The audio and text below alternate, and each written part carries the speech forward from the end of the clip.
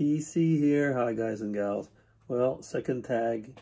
If you're on the channel and watching the tags, you'll see that I'm in the same spot, same place, same clothes, and getting ready to do Dave Nicholson's tag. I just finished doing Jasmine's tag. So hi Dave, and Dave as usual has 7 questions. Gee, Dave's questions sometimes are the same, but sometimes they're pretty, I mean, I know he gets them out of some database somewhere, but I mean, they can be pretty complicated. Question 1 of 7. What is the most persistent thought in your mind for the past 3 days? Oh. We were planning St. Nicholas on the weekend, and it was a complicated things because the grandkids were not feeling great, and then they felt better, and we were planning how to get around this, and how to disguise and make them believe. I mean, they know they're not crazy. I mean, at the age, they know, but they play along. So I guess that was probably the most persistent thought of the last 3 days. The second most persistent thought was that I knew that they were going to come and work on our heating system that I've talked to you before, that they had to change, and that we had to get the basement ready, which meant like moving things, storing things elsewhere, and it was like, yeah, very persistent in my mind. And I guess because of all that stuff, I know that one persistent thought, which is the same with everybody, is how much is this going to cost me? Money. Yeah. Question 2. In times of crisis, who is the person that immediately comes to mind as someone who you can depend on? So I guess we're going to be talking about a physical person. And I guess, you know, if I'm in a time of crisis, normally I would say my wife. Clearly, I mean, it would be, depending on the type of crisis, at least for emotional support, it would be my wife. If it's other type of things, I might have certain family members, but I would say I do have 1 or 2 friends, depending on the type of crisis, which I could go to and ask for help. Yeah, I guess that's about the answer. I mean, there's not really, and I'm certainly not, I mean, even if I did name names, you wouldn't know who I was talking about anyway. So, yeah, that answers the question. Question 3. Do you have a deep, dark secret? Now, as if I was going to put that on YouTube.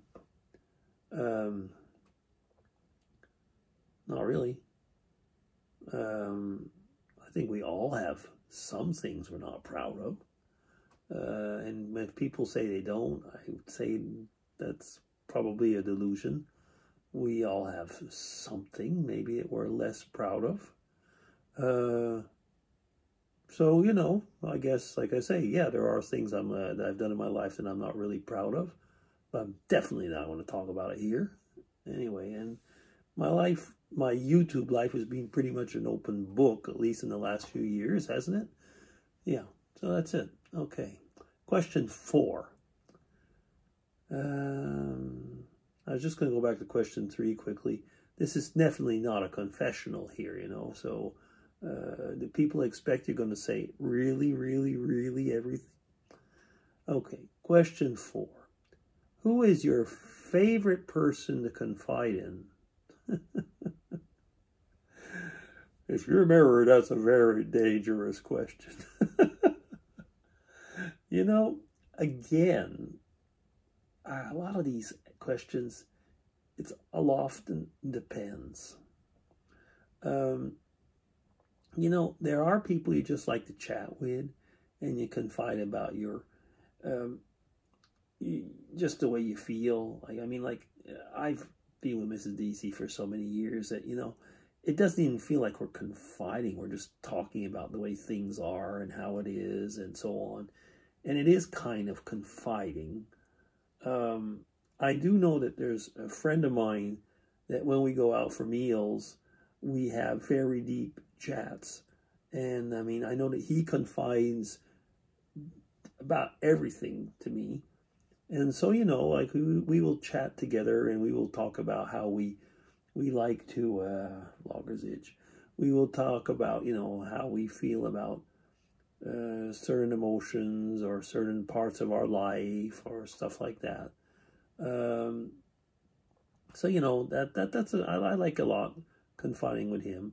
Another person I like, also a favorite person to chat and confide with is Tweetness.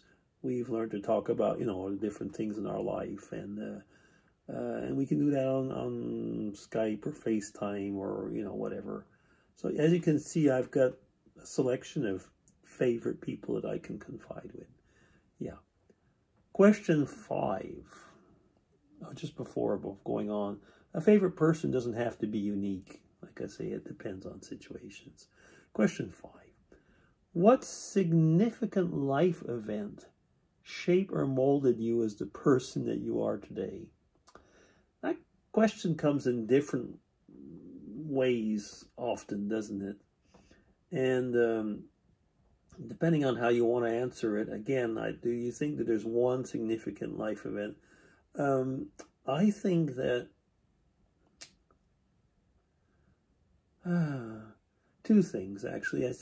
They go together. One was, I would say, becoming, when I had my PhD, we decided to move. We decided to do what we call postdoc, and went to England, and we then ended up in Switzerland and spent our life here. So that life event of moving on into Europe definitely changed the way our life in very, very significant way, emigrating basically.